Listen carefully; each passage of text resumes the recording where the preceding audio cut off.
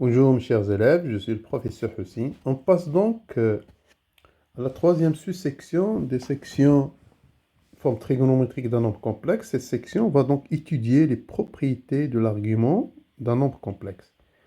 Bon, je l'ai regroupé dans une seule proposition. Si vous avez deux complexes dans C, d'arguments et deux nombres, pardon, phi et θ, deux nombres réels, on a l'argument de moins z, il est congru à pi, hein, plus argument de z modulo de pi.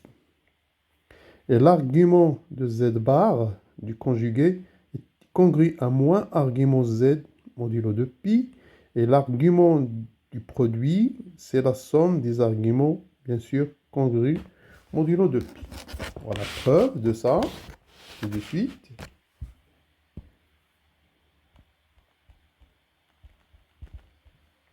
Preuve. Donc, je vais prendre z, un complexe non nul, et je vais noter son argument θ. Donc, j'aurai quoi? J'aurai z égale module de z, c'est-à-dire la forme trigonométrique I sinus θ. Voilà. Donc, moins z, c'est quoi? Le complexe moins z, c'est le module de z fois moins cos θ moins I sinus θ. Et ça, donc, en faisant les transformations trigonométriques ici et ici, on n'aura que C, donc c'est cos θ plus pi plus I sinus θ plus pi. Ça veut dire quoi? Regardez, donc on sait que le module de moins z, c'est exactement le module de z, et donc ici, l'argument de moins z sera congru à cet angle-là, θ plus pi modulo de pi. Et θ, c'est quoi? C'est l'argument de z. Voilà, donc, on a montré que l'argument de moins z est congru à l'argument de z plus pi modulo θ. Deuxième propriété, l'argument de z bar, c'est moins l'argument de z, c'est-à-dire congru à moins l'argument de z congru de pi. 2. Donc l'argument, on va montrer que l'argument de z bar est congru modulo moins l'argument de z de pi. Voilà. On a déjà z, regardez, on a déjà écrit z. Donc le z bar, c'est quoi? Z bar, c'est, voilà, cos θ moins I sinus θ. Et donc, puisque cosinus, elle est paire, donc j'ai cos θ, c'est moins cos θ. Et sinus est impair, je vais entrer donc le moins. C'est la même chose. Donc, on a déjà montré que l'argument de z, que le module de z bar égale le module de z. Et là, j'aurai donc l'argument, bon, ça c'est tout court, z bar tout court, pardon. L'argument de z bar sera congru, hein, à ce moins θ modulo de pi. Et θ, c'est exactement θ. Donc θ, c'est l'argument de z. Voilà, on a montré que argument de z bar, il est congru moins argument de z modulo θ. Troisième propriété intéressante. Voilà. Donc l'argument du produit, c'est congru la somme des arguments. 3 argument de zt, elle est congrue l'argument de z plus argument de t modulo de pi. Tout d'abord, donc on va considérer, voilà, deux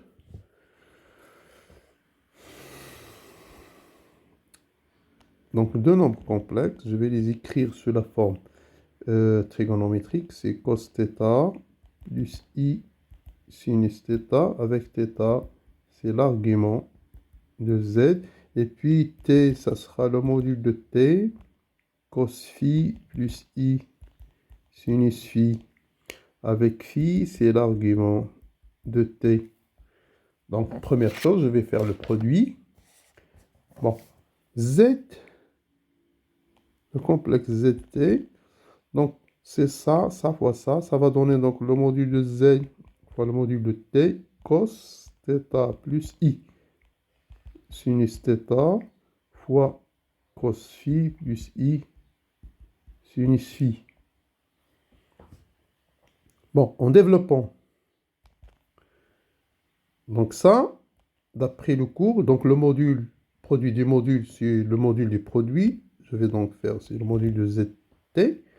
Et donc ça va donner cos θ cos phi, d'après les règles du calcul, moins sinus θ sinus phi, plus i. Et on aura donc sinus θ cos phi plus cos θ sinus phi. Voilà. Et donc ça va être égal module de z. Ça, c'est exactement après la relation trigonométrique, c'est cos θ plus phi plus i. Ça aussi, c'est sinus θ plus phi. Voilà. Qu'est-ce qu'on a montré? Donc, j'ai le module de zt. C'est exactement le module de zt, c'est facile. Et l'argument de zt, elle est congrue à cet angle-là. Θ plus phi modulo de pi.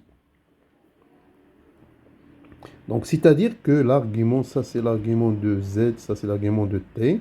Donc, vous aurez quoi? Argument de zt, c'est argument de z congru à argument de z, argument de t modulo de pi. Et voilà, donc ceci termine la preuve des propriétés. On va donc donner quelques remarques intéressantes sur la base de ces propriétés. Remarques. Bon, déjà, la première remarque, hein, d'après la preuve, qu'est-ce qu'on a? D'après la preuve, on a peut-être déjà fait ça. On a cos θ plus i sinus θ fois cos phi plus i sinus phi est égal à cos θ plus phi plus i sinus θ plus phi. Voilà, on a ça. Donc ça, cette propriété, c'est très intéressante. Ça égale à ça. Voilà. Deuxième remarque.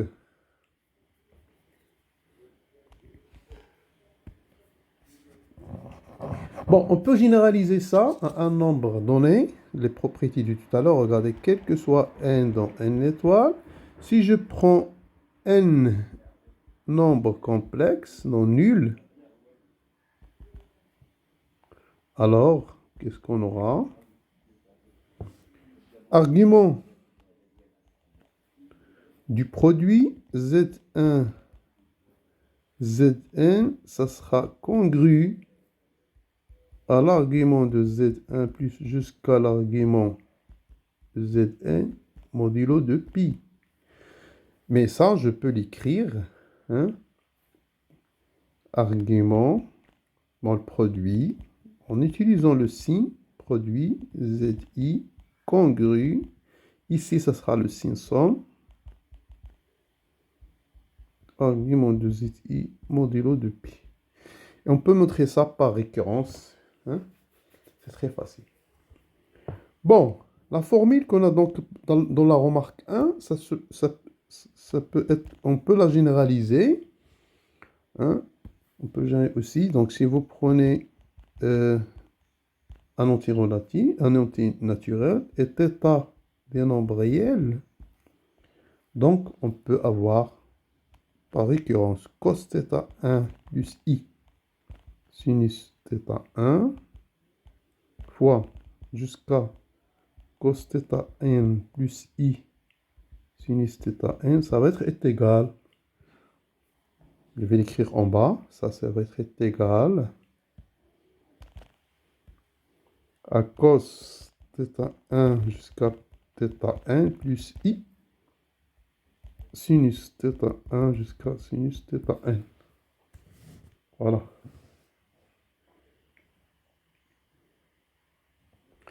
Bien. Quatrième remarque, très intéressant. Donc, il fait partie petit a. Donc, je vais diviser ça. Donc, argument de 1 sur z, elle est congrue à moins argument de z modulo de pi. Et de façon générale, argument de z sur t est congru à argument de z moins argument t, bien sûr, modulo de pi. En effet,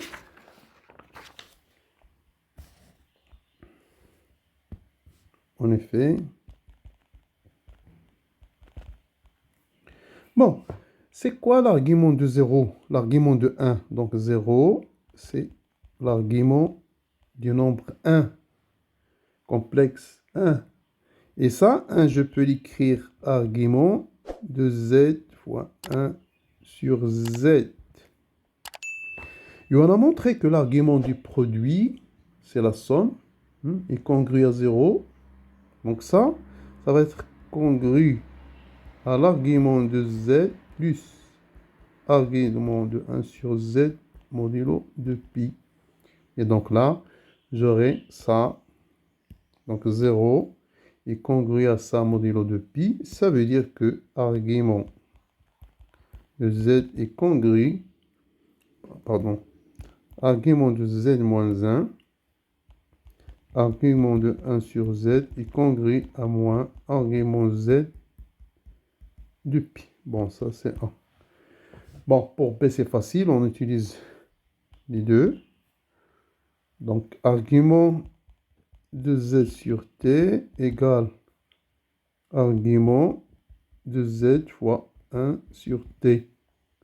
Et donc ça, on a dit c'est congru à argument de z fois argument 1 sur z, 1 sur t, modulo de pi. Et celui-là, c'est exactement argument z moins argument 1 sur t modulo de pi. Voilà donc. Bon, cinquième remarque, très intéressant, et c'est une propriété en fait. Bon, l'argument, si vous prenez z, un complexe non nul, θ dans R, et n un antirelatif. L'argument de z à la puissance n est congru à n argument de z modulo de pi. Voilà, ça c'est très intéressant. Bon, on peut montrer ça. Regardez, n elle est dans z. On montre ça par en deux étapes.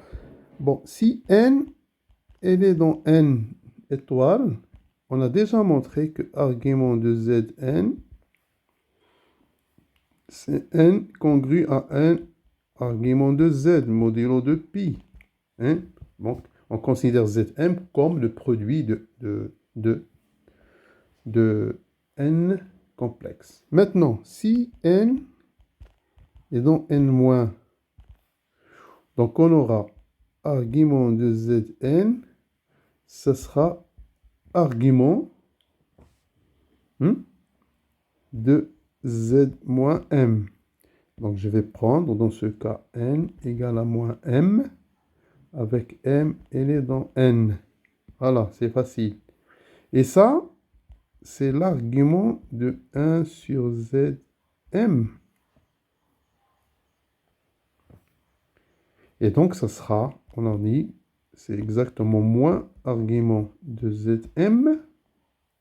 Donc, vous aurez argument de zn congru à moins argument de zn de pi.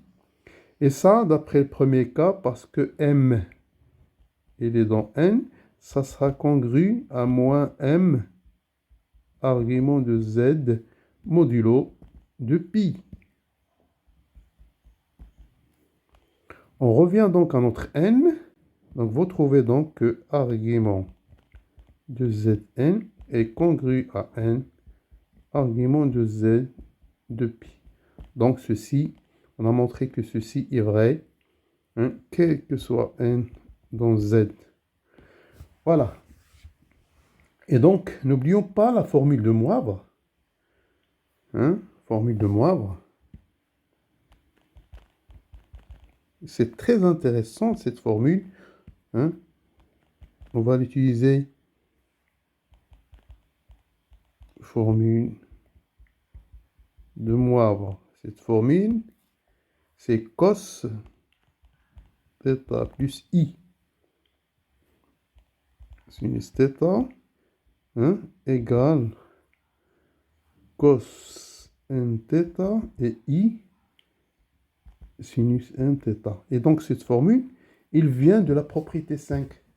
C'est-à-dire, si z égale à ça, si z égale à cos...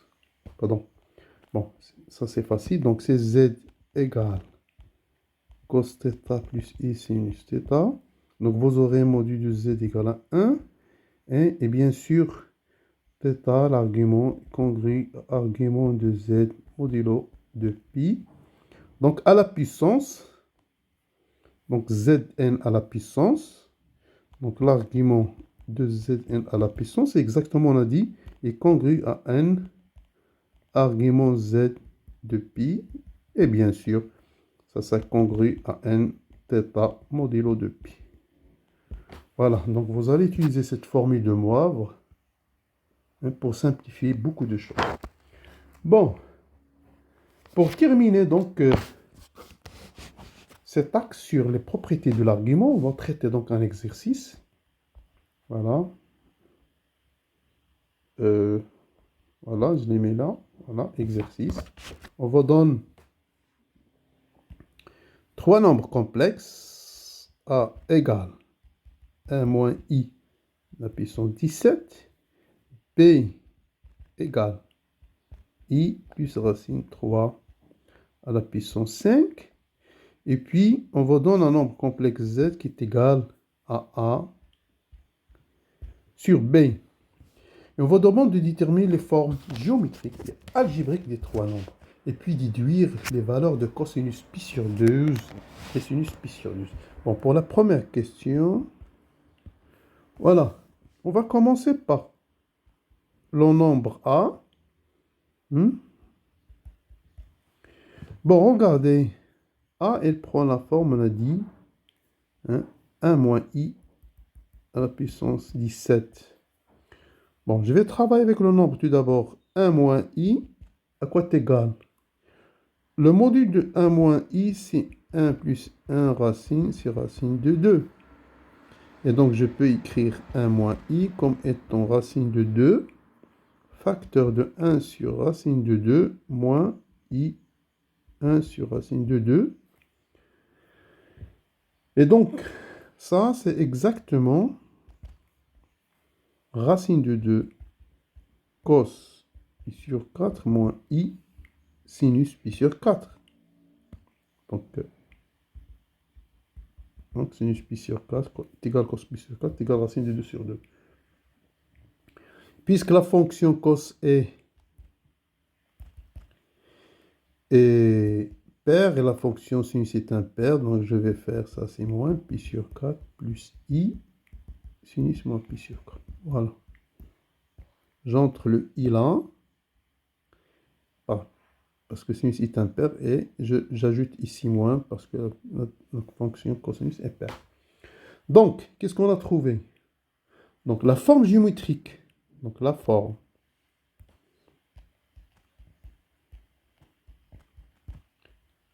géométrique du complexe 1 moins i avec, donc ça c'est la forme géométrique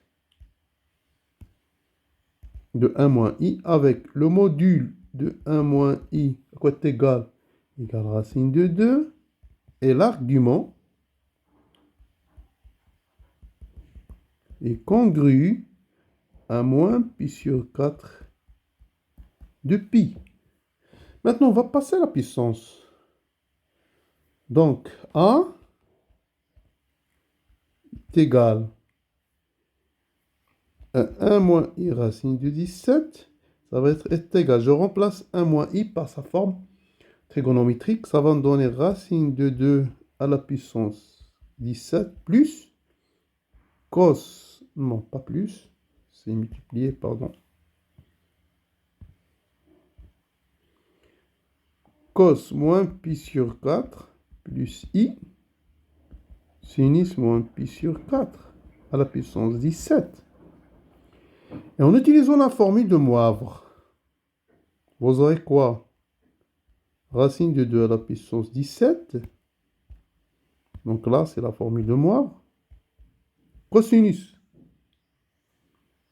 moins 17 pi sur 4 plus i sinus moins 17 pi sur 4. Voilà.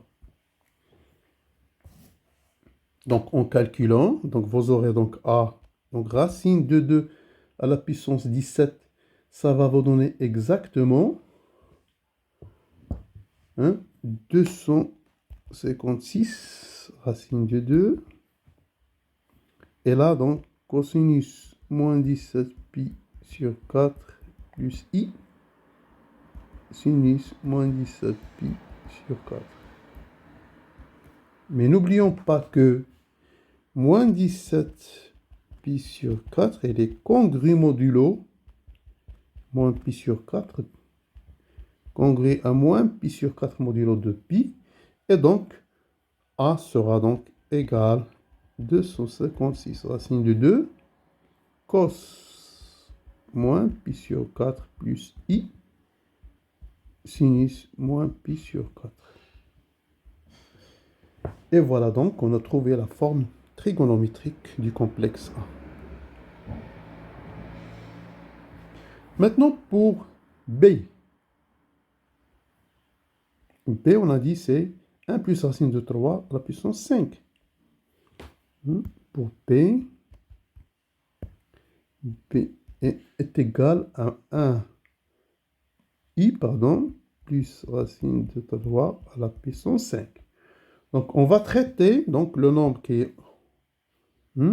Donc, on a i plus racine de 3 à pour module 1 plus 3 racines pour module 2. Et donc, racine de 3 plus i, ça sera 2 facteurs de racine de 3 sur 2 plus i sur 2. Et donc, on sait que cosinus pi sur 6, ça donne 2 cosinus pi sur 6 plus i sinus pi sur 6. Donc ça, c'est la forme algébrique. Pardon, ça, c'est la forme trigonométrique de ce complexe. Donc ça, forme trigonométrique de quoi? De racine de 3 plus i avec le module de racine de 3 plus i égale à 2 et l'argument de racine de 3 plus i est congru à pi sur 6 modulo de pi. Voilà, donc on passe maintenant à la puissance et on utilise la formule de Moivre. Donc B, c'est racine de 3 plus i à la puissance 5, ça va donner quoi? 2 à la puissance 5 fois cos pi sur 6 plus i sinus pi sur 6 à la puissance 5. Donc là, 2 à la puissance 5, ça va vous donner 32. Moivre, ça va vous donner cos 5 pi sur 6 plus i sinus 5 pi sur 6.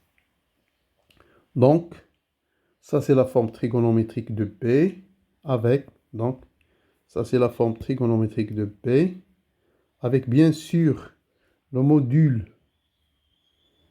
de B, c'est 32 et l'argument de B, il est congru à 5 pi sur 6 modulo de pi. Maintenant, on arrive à notre complexe Z. Z, ça va être égal à A sur B. Z égale à A sur B. Et donc, déjà, le module de Z, donc, je vais rappeler A.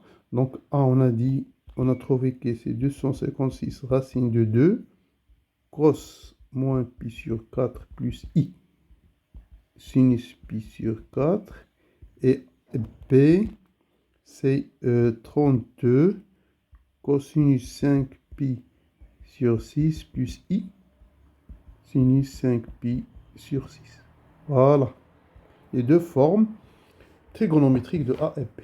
Bon, le module de Z, ça sera le module de A sur le module de B. Ça sera 256 racine de 2 sur 32. Et si vous faites le calcul, c'est 8 racine de 2. Maintenant, l'argument de Z, d'après les propriétés, l'argument de Z, c'est l'argument de A sur B et sera donc congru modulo à l'argument de A moins l'argument de B. Voilà, congru à sa modulo de P. On a trouvé donc argument de Z congru. L'argument de A, on a dit que c'est moins pi sur 4. L'argument de B, c'est 5 pi sur 6 moins 5 pi sur 6 modulo de pi. Et si vous faites le calcul, donc ça va vous donner, c'est congru à moins 13 pi sur 12 modulo de pi. Et ça, donc, je peux donc, montrer que c'est 11 pi sur 2. Hein, c'est facile. Donc, qu'est-ce qu'on a trouvé? On a trouvé que notre nombre Z complexe Z est égal à 8 racine de 2. Cosinus de 11 pi sur 12 plus i sinus de 11 pi sur 2. Voilà. Maintenant, on vous demande dans la question 2, regardez, donc on a donné les formes trigonométriques des nombres A, B et Z. On va déduire le cosinus et le sinus de pi sur 12. Donc, question 2. Bon, je vais descendre dans du même. 2. Cos pi sur 12 et sinus pi sur 12. Voilà. Maintenant, on va utiliser les formes algébriques. Regardez, on a A égale 256 racine de 2. Je remplace cosinus, ça donne ça. C'est racine de 2. Et donc, A, ça sera donc exactement égal, je vais simplifier par racine de 2, 256, 1 moins i. Voilà. Pour B, on a trouvé que c'est 32. Je remplace les valeurs de cosinus et sinus. C'est racine de 3 sur 2 plus i sur 2. Et donc, B, ça sera, je divise par 2, 16. Donc, moins 16, je vais sortir le moins. C'est moins 16, racine de 3 moins i. Voilà.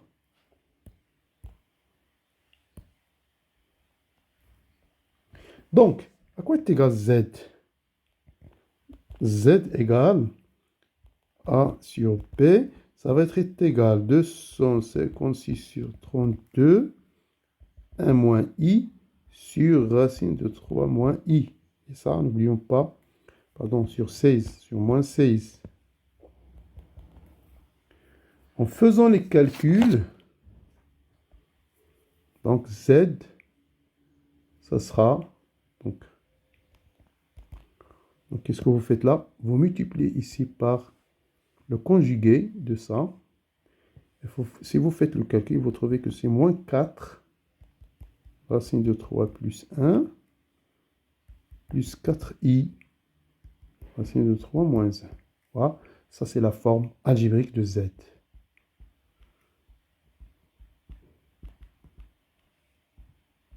Voilà. Et donc, si vous égalisez ça et ça, on trouve donc...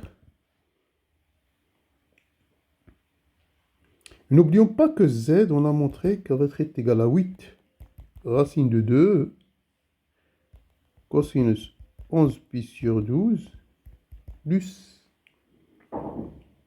i sinus 11 pi sur 12. Voilà. Donc, on aura quoi? En égalisant z ici, on trouve que cos 11 pi sur 12 fois 8 racine de 2 est égal à moins 4 racine de 3 plus 1. Et puis, sinus 11 pi sur 12 fois 8 racine de 2 égale à ça. Ça veut dire 4 racine de 3 moins 1. Donc, je vais isoler ça et ça. On trouve que cosinus 11 pi sur 12 est égal à moins racine de 3 moins racine de 3 plus 1 sur 2 racine de 2. Ça va être égal à moins racine de 6 plus racine de 2 sur 4. Et sinus 11 pi sur 12, ça va être égal aussi à 4 racine de 3 moins 1 sur 8 racine de 2. Et ça va vous donner racine de 6 moins racine de 2 sur 4. Voilà. Or, regardez, je vais revenir à cosinus pi sur 12. Or, quoi? Cos 11 pi sur 12, je peux l'écrire cos pi moins pi sur 12. Et ça, c'est exactement moins cos pi sur 12. Donc, en égalisant ça, on trouve bien sûr que cosinus pi sur 12 égale racine de 6 plus racine de 2 sur 4. On fait la même chose avec sinus. On a sinus 11 pi sur 12. C'est exactement sinus pi moins pi sur 12. Et ça va donner exactement sinus pi sur 12. Et donc, en égalisant sinus 11 pi sur 12 avec ça, et ça, on trouve donc que sinus pi sur 12, c'est exactement racine du 6 moins racine de 2 sur 4. Et donc, ceci achève l'exercice, achève l'axe sur, bien sûr, les propriétés de l'argument. On passe donc à la forme exponentielle d'un complexe.